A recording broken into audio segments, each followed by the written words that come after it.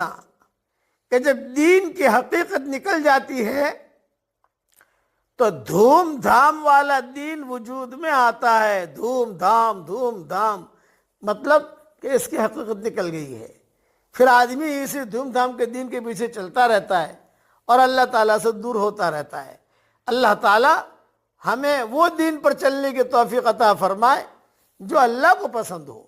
ایسا ایمان دے کہ اس کے بعد کفر نہ ہو، ایسی ہدایت دے کہ اس کے بعد گمراہی نہ ہو، ایسی ترقی دے کہ اس کے بعد تنزلی نہ ہو، اور ایسا اس کا قرب دے کہ اس کے بعد اس سے دوری نہ ہو. اور اللہ جل جلالہ عم نوالہ ہر وہ کام کرنے کی ہمیں توفیق عطا فرمائے جس سے اللہ راضی ہو جائے، اور ہر اس کام سے بچنے کی توفیق عطا فرمائے جس سے اللہ تعالیٰ ناراض ہو جائے. آمین. وآخر دعوانا ان الحمد للہ رب العالمین.